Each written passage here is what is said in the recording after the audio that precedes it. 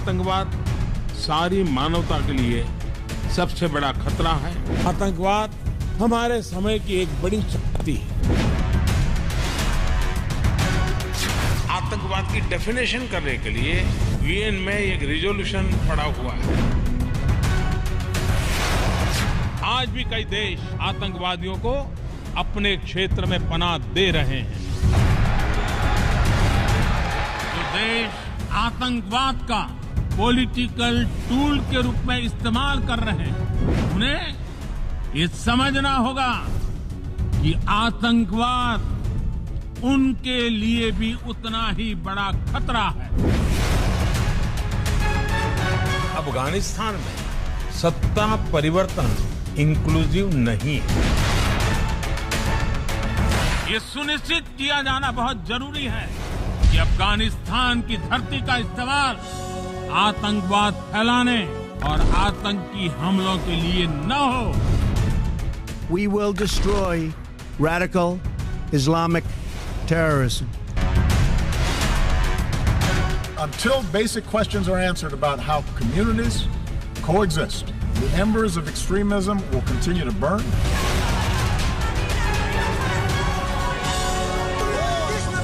वहां की नाजुक स्थितियों का कोई देश अपने स्वार्थ के लिए एक टूल की तरह इस्तेमाल करने की कोशिश न करें। आतंकवाद आज विश्व के सामने सबसे बड़ी समस्या है। आतंकवाद के खिलाफ दो टूक शब्दों में संकेत दे दिए गए हैं।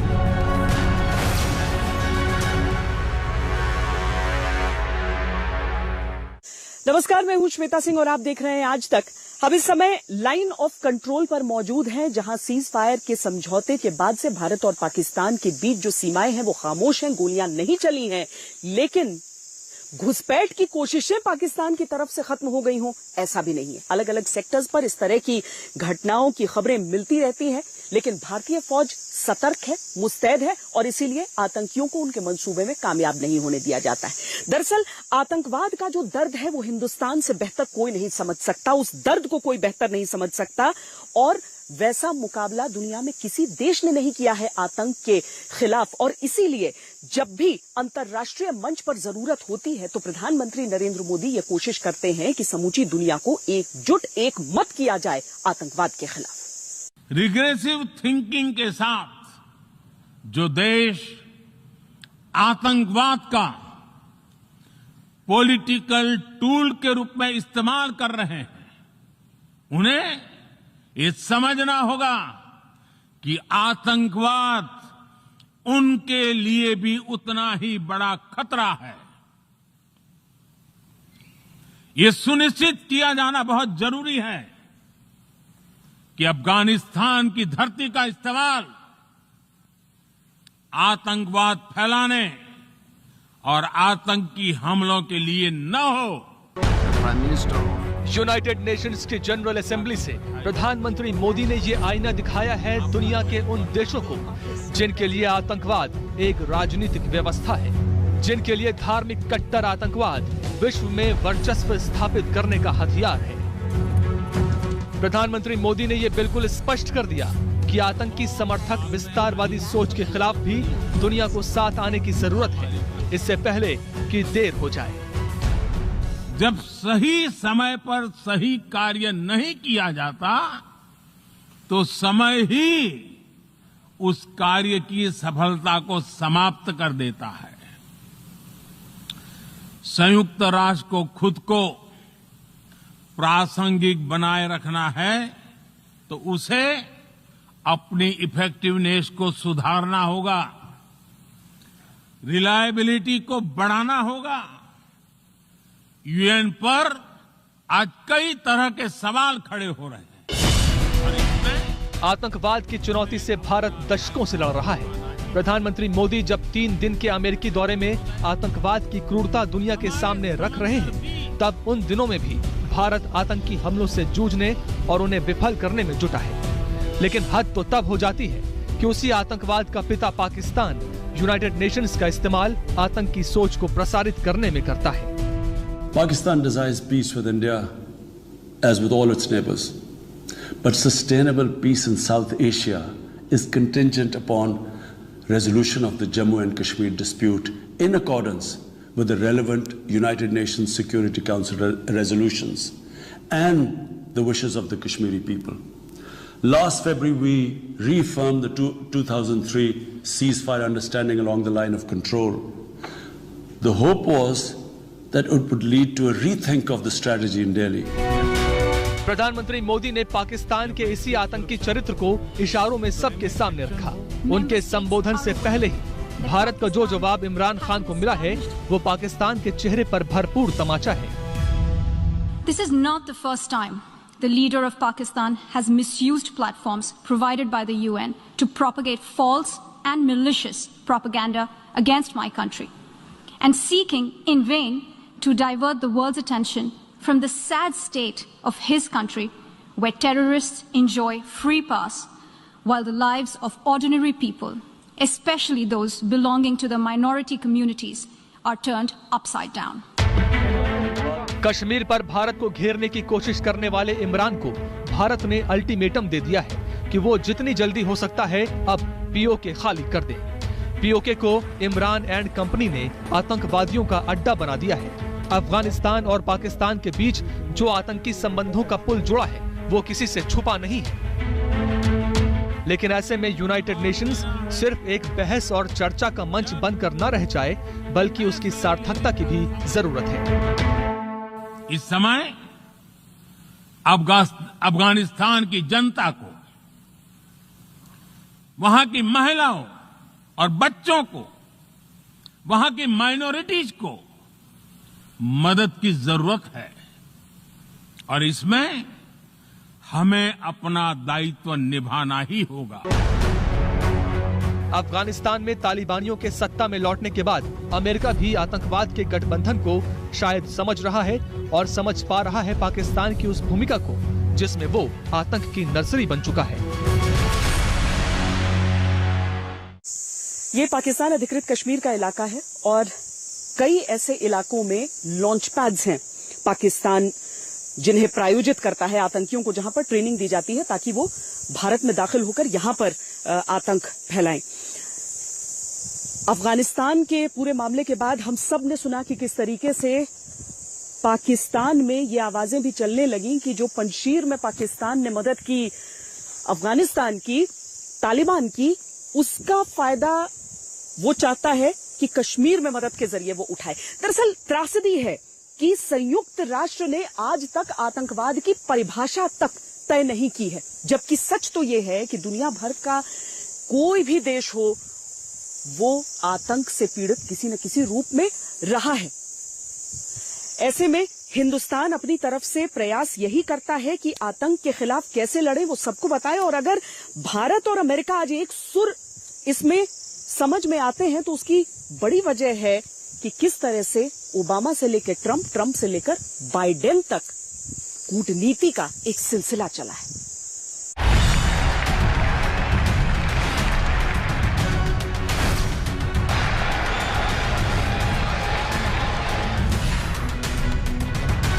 अमेरिका में राष्ट्रपति बदलते रहे, प्रधानमंत्री मोदी के साथ उनके रिश्तों की समीक्षा भी लगातार बदलती रही, लेकिन अगर कुछ नहीं बदला तो वो था आतंकवाद का मुद्दा, और उस पर महाशक्ति अमेरिका के राष्ट्रपतियों से प्रधानमंत्री मोदी की सीधी बात।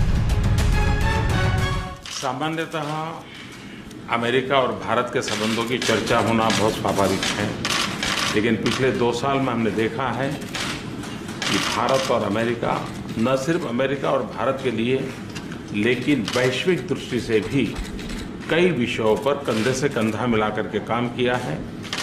चाहे न्यूक्लियर सिक्योरिटी का मामला हो, चाहे ग्लोबल वार्मिंग की चिंता हो, चाहे टेररिज्म की चिंता हो। 2015 में ओबामा भारत आए, तब भी प्रधानमंत्री मोदी ने आतंकवाद के मुद्दे को अपनी प्राथमिकता में सबसे ऊपर रखा, और जब 2016 में पठानकोट हमला हुआ तो ओबामा को खुलकर पाकिस्तान को चेतावनी देते हुए भारत के साथ खड़ा होना पड़ा। We have to insist that all parties recognize a common humanity and that nations end proxy wars that fuel disorder. Because until basic questions are answered about how communities coexist, the embers of extremism will continue to burn, countless human beings will suffer, most of all in that region, but extremism will continue to be exported overseas. Pakistan के आतंकी चेहरे को भारत ने जब जहां अवसर मिला दुनिया के सामने रखा और ऐसे माहौल में आतंकवाद के खिलाफ निर्णायक लड़ाई छेड़ने वाले अमेरिका को भारत की बात और बेहतर ढंग से समझ में आई। अपने 8 साल के कार्यकाल में ना ओबामा कभी पाकिस्तान गए, ना ट्रंप और ना बाइडेन ने अभी तक इमरान खान को फोन किया है और ना ही उनका फोन उठाया है। You haven't spoken to the President of the United States since the collapse of the country to the Taliban, correct? No, I haven't. He hasn't called you since coming into office, correct? He's a busy man.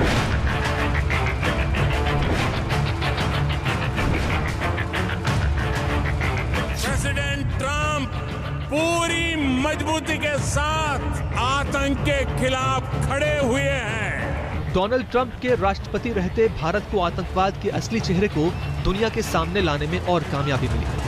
Trump की मौजूदगी में भारत ने America सहित समूचे विश्व को good terrorism, bad terrorism के side effects समझाए।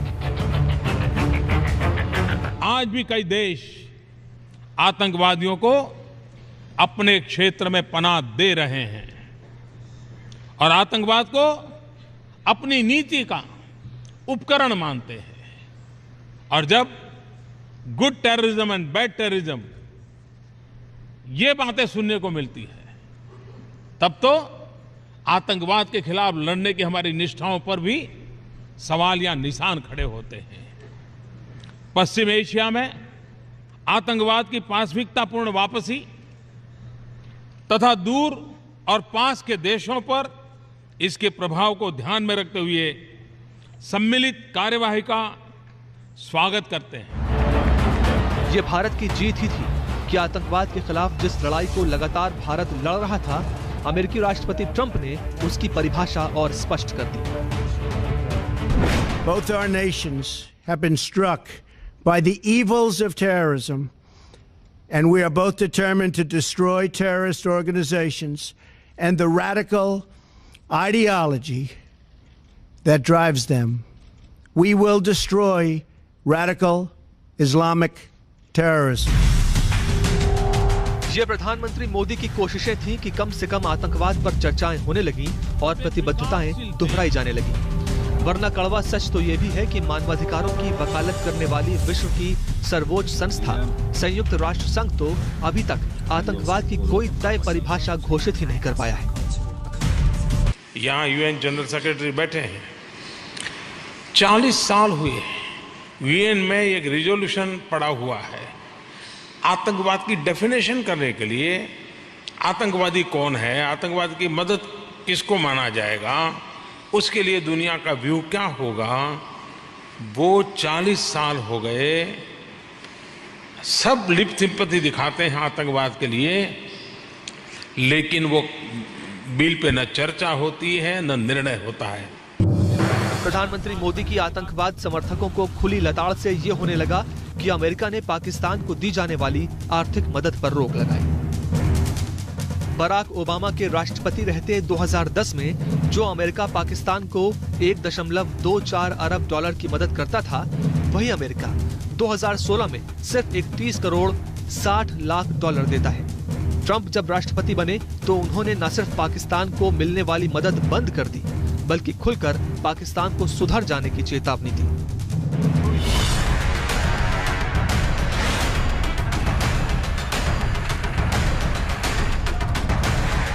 अब हालात बदले हैं। अफगानिस्तान की चुनौती पहले से कहीं अधिक बड़ी है और दक्षिण एशिया में चीन की भूमिका आतंकवाद के संरक्षक की बन चुकी है। बाइडेन भी इसे समझ रहे हैं और प्रधानमंत्री मोदी तो अपने इरादे स्पष्ट कर ही चुके हैं कि आतंकवाद या उसके समर्थकों पर कोई दया नहीं। अफगानिस्तान के मौजूदा हालात में तालिबान हक्कानी पाकिस्तान के खुफिया नेटवर्क ISI के रोल के बारे में सब जानते हैं। अब अफगानिस्तान में जो तालिबान की सरकार बनी उसमें ऐसे ऐसे आतंकवादी हैं जिन पर करोड़ों डॉलर का इनाम है, लेकिन पूरी दुनिया में सब खामोश रहे। कोई देश ऐसा नहीं था जिसने ये हिम्मत की हो कि उसके खिलाफ बोले, पर भारत डटा रहा, भारत खड़ा हुआ और उसने तालिबान शासित अफगानिस्तान को लेकर अपनी रिजर्वेशंस जाहिर की हैं, दुनिया से इस मामले पर एक साथ होने की बात की है। अफगानिस्तान को बर्बर तालिबानियों के सहारे छोड़कर अमेरिका निकल गया और तालिबान के साथ रिश्तों पर उसकी नीति भी आतंकी होने के नाते आक्रामक होने की जगह राजनीतिक अधिक लग रही है। कई अन्य बड़े देश भी रहस्यमयी चुप्पी साधे हैं। चीन, पाकिस्तान UN में तालिबान की पैरवी कर रहे हैं और तालिबान संयुक्त राष्ट्र को संबोधित करने के ख्वाब तक देख रहा है। कौन नहीं जानता कि तालिबान को अफगानिस्तान में पाकिस्तानी आतंकी संगठनों की खुली मदद मिली थी। पाकिस्तान ने तालिबान को न सिर्फ आतंकवादी सप्लाई किए बल्कि बड़े पैमाने पर हथियार भी दिए। तालिबान का सहयोगी हक्कानी नेटवर्क भी पाकिस्तान का पाला पोसा आतंकवादी संगठन है। हक्कानी का नाम कई बड़े आतंकवादी हमलों में सामने आया है। इसके कई लीडर्स पर UN और अमेरिकी खुफिया एजेंसी CIA की तरफ से इनाम घोषित है। भारत अकेला ऐसा देश है जिसने आतंकवाद का मतलब आतंकवाद भी माना और तालिबान राज में कोई राजनीतिक लाभ हानि का अर्थ नहीं तलाशा। हाल ही में हुए SCO यानी शंघाई सहयोग संगठन की बैठक में चीन, पाकिस्तान, रूस के सामने भारत ने तालिबान राज को आतंकवाद की नई लेकिन खतरनाक व्यवस्था के तौर पर परिभाषित किया। मेरा मानना है कि इस क्षेत्र में सबसे बड़ी चुनौतियां शांति, सुरक्षा और ट्रस्ट डेफिसिट से संबंधित है और इन समस्याओं का मूल कारण बढ़ता हुआ रेडिकलाइजेशन है। प्रधानमंत्री मोदी ने आतंकवाद के बदलते रूप की विस्तृत परिभाषा अपनी चिंता में दुनिया को बताई, जिसमें ड्रग्स के कारोबार के जरिए आतंकवादियों को हथियार की कड़ी को भी जोड़ा। ये सिर्फ संयोग नहीं है कि तालिबान राज आते ही भारत में अचानक से ही ड्रग्स का मायाजाल दिखने लगा है। दिल्ली NCR में सक्रिय हुई ड्रग्स की फैक्ट्रियां पकड़ी गईं। गुजरात पोर्ट पर हजारों करोड़ के ड्रग्स पकड़े गए। इन मामलों में अफगानी नागरिक पकड़े गए जिनके तार अफगानिस्तान में बैठे ड्रग माफियाओं से जुड़े हैं। ड्रग्स की कमाई से आतंकियों को हथियार मुहैया कराना ISI का पुराना काम रहा है, लेकिन भारतीय सुरक्षा बलों की चौकसी के चलते वो मात खा रहा था। अब अफगानिस्तान में तालिबान राज है, जिसकी वजह से भारत में अचानक से ISI की सक्रियता बढ़ने की खबरें आने लगी हैं। तालिबान के आतंकी शासन को लेकर जब सब देश अपना नफा नुकसान देख रहे थे, तब प्रधानमंत्री मोदी ने ही इसी महीने संपन्न हुए ब्रिक्स सम्मेलन में भी आतंकवाद पर खरी खरी सुनाई थी। 9 सितंबर को प्रधानमंत्री मोदी की अध्यक्षता में ब्रिक्स सम्मेलन हुआ। ब्रिक्स के 13वें सम्मेलन में भी प्रधानमंत्री मोदी ने अफगानिस्तान की धरती पर आतंकवाद की तस्वीर सामने रखी। हालांकि इसमें चीन भी शामिल था, लेकिन दिल्ली समझौते के तहत सब ने आतंकवाद के खिलाफ लड़ाई के मुद्दे पर भारत का समर्थन किया। माना जा रहा है कि इसके बाद से ही रूस पहले की तरह तालिबान समर्थन को लेकर खुलकर सामने नहीं आया। Meanwhile, we are all interested in Afghanistan's ceasing to be a threat to the neighbors. बहुत अजीब सी चीज है कि अफगानिस्तान में जो कुछ हुआ उसमें दुनिया के अधिकतर देशों ने सत्ता परिवर्तन देखा केवल, लेकिन भारत ने स्पष्ट कहा आतंकवाद आतंकवाद है। तालिबान को अफगानिस्तान में काबिज हुए मुश्किल से 1.5 महीने हो रहे हैं और भारत की चेतावनी का अर्थ समझ में आ रहा है। Our domestic terrorism caseload from about 1,000 to around 2,700 investigations. And we've surged personnel to match, more than doubling the number of people working that threat from a year before. ये सिर्फ 2 दिन पुराना बयान है अमेरिका की जांच एजेंसी FBI के director Christopher रे का।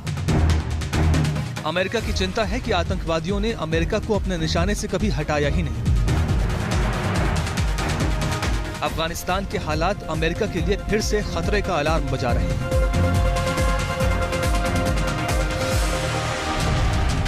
प्रधानमंत्री मोदी आतंकवाद के इसी खूंखार चेहरे को सबके सामने लाने की लगातार कोशिश कर रहे हैं। जब भारत और अमेरिका के संबंधों में मैं ट्रांसफॉर्मेटिव देख रहा हूं, तब मैं देख रहा हूं कि ट्रेडिशन, लोकतांत्रिक परंपराओं और मूल्यों को लेकर के जो हम जी रहे हैं और जिसके प्रति हम समर्पित हैं, हम कमिटेड हैं, वो ट्रेडिशन का अपना एक महात्मा और अधिक बढ़ेगा।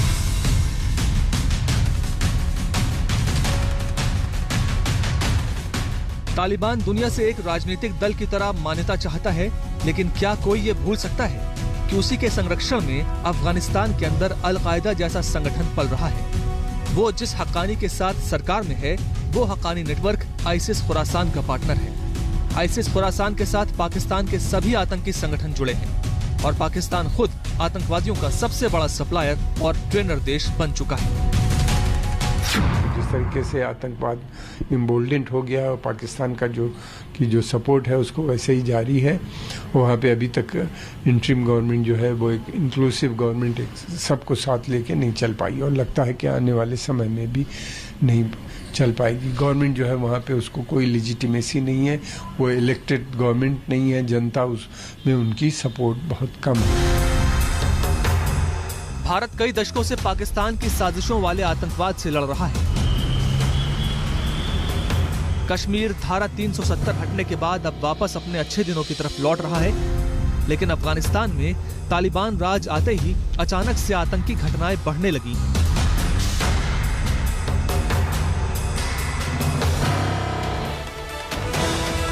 दरअसल पाकिस्तान के शह पर तालिबान अपने असली चेहरे को छुपाने की कोशिश कर रहा है, लेकिन वो उसी रास्ते पर है जिस पर चलकर दूसरे आतंकी संगठन अपना वजूद बना चुके हैं। अल-कायदा, लश्कर-ए-तैयबा, बोको हराम, अल-शबाब, आईसिस जैसे आतंकवादी संगठन धार्मिक मान्यताओं के आधार पर अपनी ताकत बढ़ाते हैं, जिहाद को बढ़ावा देते हैं। मोरक्को, अल्जीरिया, फिलीपींस इसका सबसे बड़ा उदाहरण है। Nigeria, Somalia, Algeria, Yemen, Lebanon जैसे देशों में आतंकी संगठन बहुत मजबूत हैं और तालिबान की तर्ज पर वो भी सत्ता पर काबिज होने की कोशिश कर सकते हैं। जो तोड़ने वाली शक्तियां हैं, जो आतंक के बलबूते साम्राज्य खड़ा करने वाली सोच है, वो किसी कालखंड में कुछ समय के लिए भले हावी हो जाए, लेकिन उसका अस्तित्व कभी स्थायी नहीं होता। प्रधानमंत्री मोदी धार्मिक कट्टरता के आधार पर आतंकवाद की जिस बात को स्पष्ट कह रहे हैं, वो सिर्फ एक आशंका नहीं बल्कि आज के दौर की सच्चाई है। यमन में हूती आतंकियों ने राजधानी सना सहित कई भागों पर कब्जा कर ही लिया था। आईसिस आतंकवादियों ने इराक और सीरिया के महत्वपूर्ण इलाकों पर कब्जा किया। अब तालिबान उसी कड़ी में अफगानिस्तान पर काबिज है।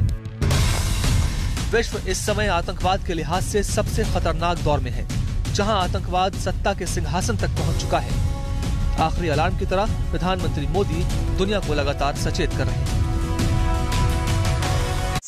आप ये कह सकते हैं कि आतंकवाद के मुद्दे पर आज हिंदुस्तान दुनिया का नेतृत्व कर रहा है।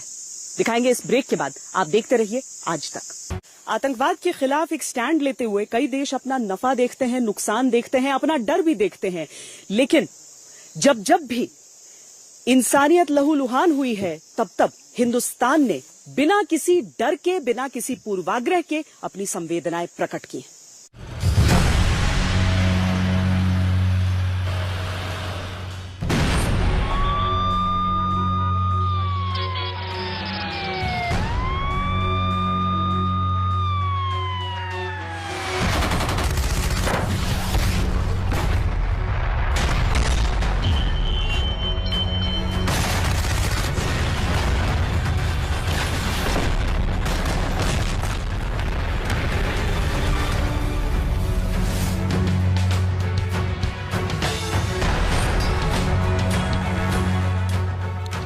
वाली पीढ़ियों को जवाब देना है कि जब फैसले लेने का समय था, तब जिन पर विश्व को दिशा देने का दायित्व था, वो क्या कर रहे थे। आज विश्व के सामने रिग्रेसिव थिंकिंग और एक्सट्रीमिज्म का खतरा बढ़ता जा रहा है। दशकों से लगातार आतंकवाद से लड़ रहे देश के मुखिया के तौर पर प्रधानमंत्री मोदी का ये भाषण एक संकेत है विश्व के लिए, और वो ये कि आतंकवाद पर सामूहिक प्रहार का यही समय है और यही सही समय है। अध्यक्ष जी, दूसरी ओर रिग्रेसिव थिंकिंग के साथ जो देश आतंकवाद का पॉलिटिकल टूल के रूप में इस्तेमाल कर रहे हैं, उन्हें ये समझना होगा कि आतंकवाद उनके लिए भी उतना ही बड़ा खतरा है। प्रधानमंत्री मोदी जब आतंकवाद का मुद्दा वैश्विक मंच से उठाते हैं तो निश्चित ही उसमें भारत का संघर्ष शामिल होता है, लेकिन वो चिंता दुनिया के किसी भी कोने में पनप रहे आतंकवाद और उसके समर्थकों के खिलाफ होती है। उस चिंता में 2019 में हुआ पुलवामा अटैक भी शामिल है, जिसमें 40 जवान शहीद हुए। हमारे वीर जवानों ने देश की रक्षा में अपने प्राणों की आहुति दी। उनका बलिदान व्यर्थ नहीं जाएगा।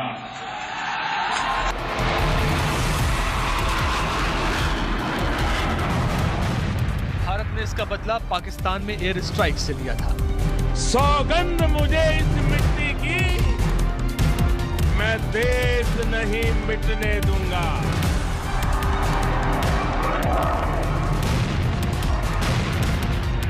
2016 में श्रीनगर के पंपोर में हुआ आतंकी हमला भी प्रधानमंत्री मोदी की चिंताओं में शामिल है, जिसमें 8 जवान शहीद और 20 घायल हुए।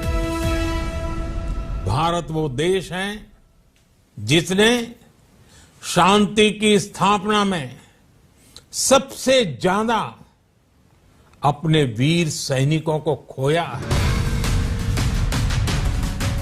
2016 में ही उरी में हुआ आतंकी हमला प्रधानमंत्री मोदी के सब्र के दायरे तोड़ने वाला था।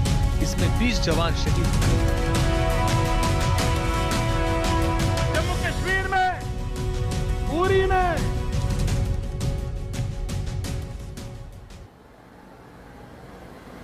हमारे पड़ोसी देश ने जो एक्सपोर्ट किए हुए टेररिस्टों ने हमारे 18 जवानों को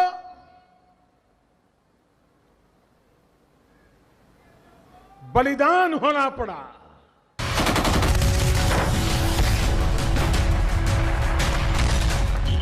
भारत ने पाकिस्तान पर सर्जिकल स्ट्राइक करके तब आतंकवादियों, उनके संरक्षक पाकिस्तान और समूचे विश्व को बता दिया था कि आतंकवाद से लड़ाई अब भारत अपने अंदाज में लड़ेगा।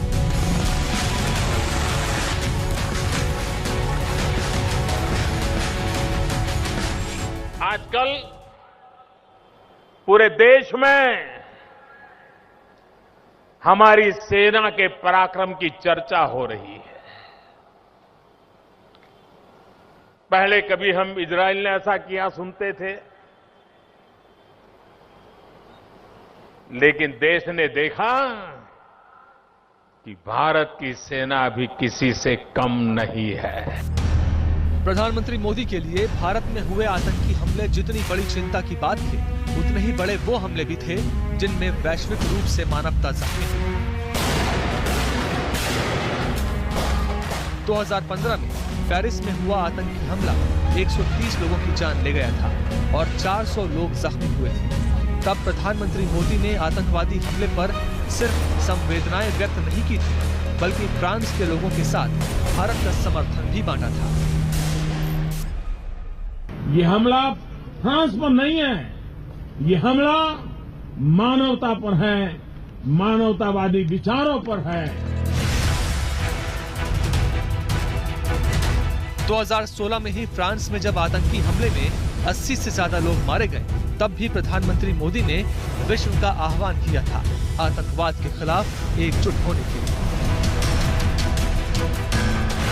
वैसी ही पूरी मानव जात को एक चुनौती है आतंकवाद की।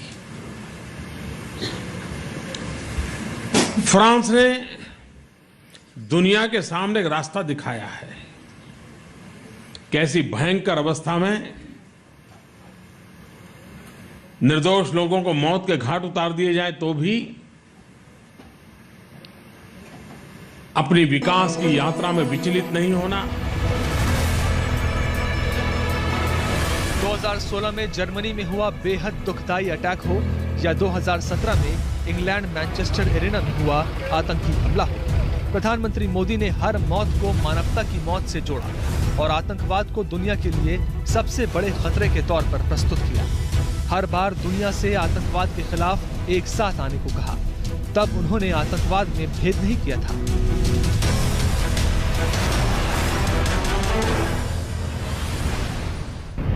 मानवता में विश्वास करने वाली सभी शक्तियों ने इकट्ठे होकर के ऐसी घटनाओं की घोर निंदा करनी होगी। भारत की तालिबान, अल-कायदा या हक्कानी नेटवर्क से कोई सीधी लड़ाई नहीं है, लेकिन जब बात आतंकवाद की है तो भारत की नीति आतंकवाद के खिलाफ है और वो नीति किसी और देश पर हुए हमले के बाद बदलती नहीं। एक समय था जब अमेरिका को ऐसा लगता था कि आतंक उसका कुछ नहीं बिगाड़ सकता है, लेकिन उसके बाद 9/11 हुआ। आज की तारीख में देखिए, न्यूजीलैंड से लेकर फ्रांस तक हर एक देश आतंकी हमलों को झेल रहा है।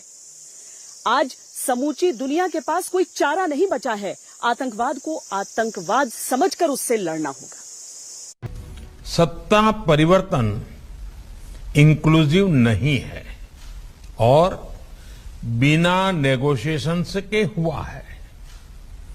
इससे नई व्यवस्था की स्वीकार्यता पर सवाल उठते हैं। महिलाओं तथा अल्पसंख्यकों सहित अफगान समाज के सभी वर्गों का प्रतिनिधित्व भी महत्वपूर्ण है।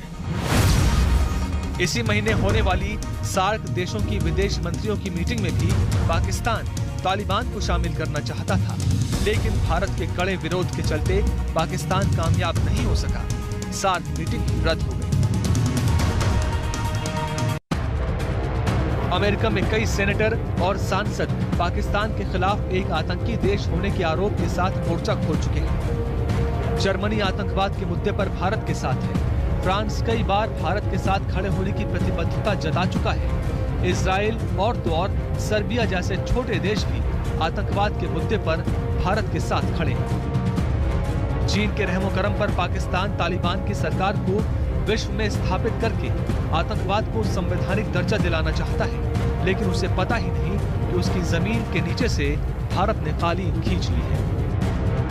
FATF के हिसाब से पाकिस्तान अभी भी ग्रे लिस्ट में है, तो इसके पीछे भारत की कूटनीति है। तालिबान को IMF ने कर्ज देने से मना कर दिया, तो उसके पीछे भारत की वो बुलंद आवाज है जिसके चलते कोई देश तालिबान को मान्यता देने को तैयार नहीं। पाकिस्तान खुद चीन को छोड़कर दुनिया के किसी अन्य देश के लिए भरोसेमंद पार्टनर नहीं रहा, और ऐसा इसलिए भी हो सका कि भारत ने समय समय पर दुनिया के हर मंच से पाकिस्तान के आतंकी चेहरे को बेनकाब किया। भारत अपने यहां जो कर रहा है उससे कुछ ऐसे लोगों को भी दिक्कत हो रही है जिनसे खुद अपना देश संभल नहीं रहा है। इन लोगों ने भारत के प्रति नफरत को ही अपनी राजनीति का केंद्र बना दिया है। ये वो लोग हैं जो अशांति चाहते हैं, आतंक के समर्थक हैं, आतंक को पालते पोसते हैं। आतंकवाद के मुद्दे पर प्रधानमंत्री मोदी की आक्रामक नीति के चलते कभी आतंकवाद को देशों की निजी लड़ाई या राजनीतिक जंग मानने वाले देश कम से कम अब आतंकवाद पर चर्चा तो करते हैं। आतंकवाद के रूपों पर दुनिया में एक बहस तो छिड़ना शुरू हुई है। प्रधानमंत्री मोदी ने हर मंच से जिस आतंकवादी खतरे का उल्लेख करना शुरू किया था, वो अब चुनौती के रूप में सबके सामने तो आ रहा है।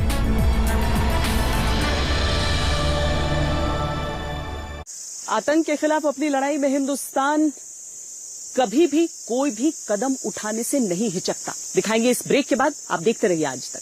2016 से पहले ये कोई सोच भी नहीं सकता था कि डंके की चोट पर एक सर्जिकल स्ट्राइक की जा सकती है, दुश्मन की सरहद को पार करके आतंकी अड्डों को ध्वस्त किया जा सकता है। कोई नहीं सोच सकता था कि बालाकोट एयर स्ट्राइक्स जैसी चीजें हो सकती हैं, क्योंकि एक सवाल सबके मन में होता था कि अंतर्राष्ट्रीय समुदाय क्या कहेगा अगर ये पता चलेगा कि सीमा को पार किया गया है। लेकिन आतंक की लड़ाई है, अपनी जमीन को महफूज रखना है, तो किसी तरह का कोई कॉम्प्रोमाइज कभी नहीं।